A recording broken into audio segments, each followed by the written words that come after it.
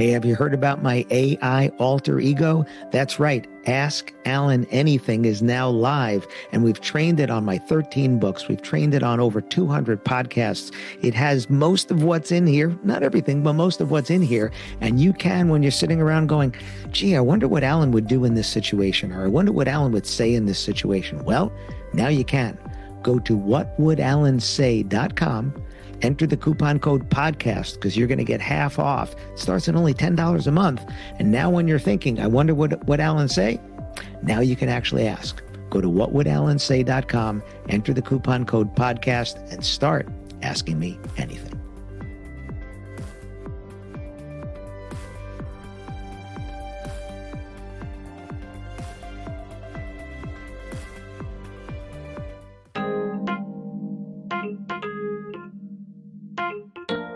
Make your business obsolete before someone does it for you?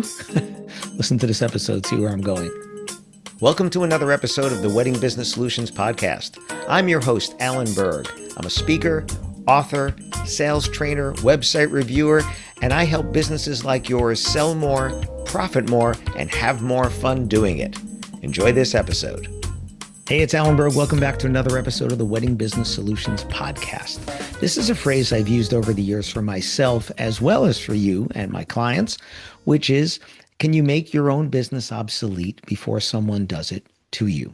See, we do need to know what's going on. We need to know what other people are doing, but we also need to know what's going on just in general, in the world, in our community, in technology. And if we're doing the same thing we've always done, the same way, that works for a while.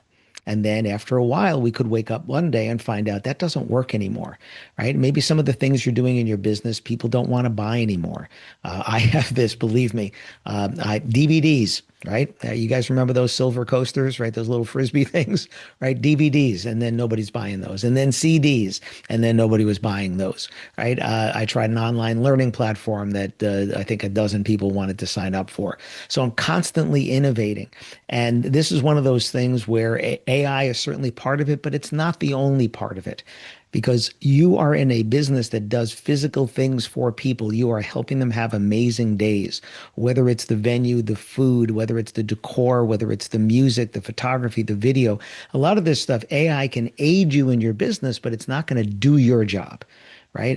The phrase I've said on another podcast was, AI isn't going to take your job, but somebody who knows how to use it might.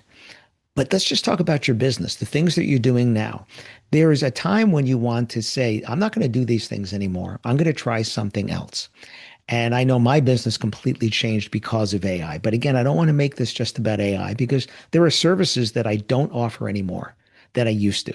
There are products that I don't offer anymore because I used to.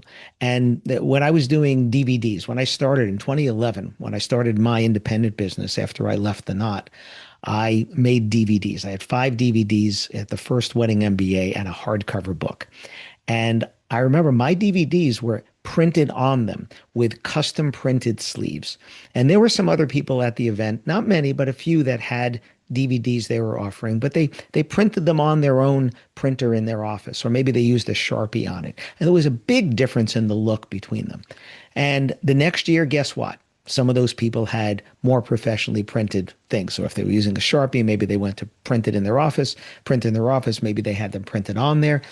But then I had 12 DVDs. So somebody had 1 or 2, and now I had 12. And then the next year I had 17, and the next year I had 24. And then a year or two after that, nobody was buying DVDs. That was it. And I'm sitting with hundreds, if not probably thousands of them at that time. And people went to CD. They wanted to listen on the go, listen on any device. Great. I switched to CDs. Again, custom printed CDs. I had bundles of CDs, and the same thing happened again. People would copy me, and then the next year I would have different. And that's why I tell people what I'm doing. I show people what I'm doing, because if you copy what I'm doing, by the time you figure it out, I'm moving on to something else, because I didn't just do that thing that day. Just like you didn't just create a new product or a service that day. It took work to get that to the point where you could do that at a high level. And if somebody wants to catch up to you, they have to do that work too. So I'm constantly innovating, trying to come up with new things. Ask Alan Anything is a new thing. My book, AI for the Real World, is a new thing.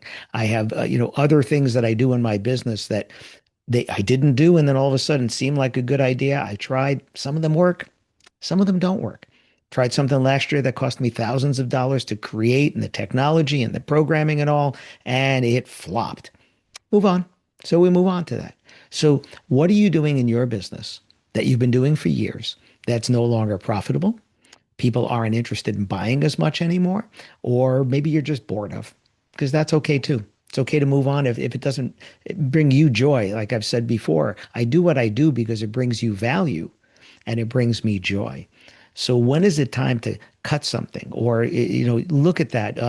What was the book? The Pumpkin Plan by Mike Michalowicz, the same guy that wrote Profit First. He talks about that in his book, that to grow the giant pumpkins that they sell, at the state fairs that win these prizes that are, 1,000 pounds or more, they start with the seeds from last year's big pumpkin winner, right? It's just like the horse that sires all these other horses for racing, right? The one that won, you want to have that one be the father of your your horse, right? it You do this, and then as they start growing, and of course you take care of them well, pumpkins grow on a vine on the ground, and you can see the ones that are growing bigger and which ones are not, and you start clipping off the small ones so that all of the attention and nutrients go to the bigger ones until you're left with one or two that you just keep feeding and you just keep taking care of, and it grows bigger and bigger. And that's the same in our businesses. Not everything brings us profit, not everything brings us joy.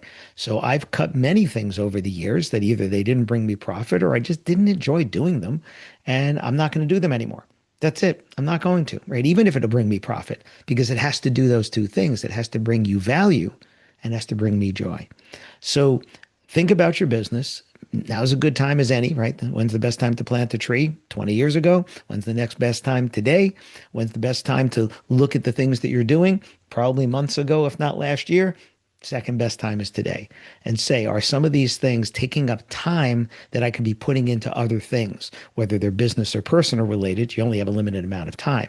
So is there something that should be trimmed off so that you can pay more attention to the things you want to do or have time to innovate and try new things? So can you make your current business model obsolete before someone does it for you? Think about it. Thanks for listening. Thanks for listening to this episode of the Wedding Business Solutions podcast. If you liked it, please subscribe to this channel and post a review on your chosen platform, Apple Podcasts or whichever one. If you have any questions about anything in this episode or any of my episodes, email me directly at alan@weddingbusinesssolutions.com or visit my website, alanberg.com. alanberg.com. If you have any suggestions for future topics or guests that you'd like to see, please again email me or visit my website. Thanks for listening.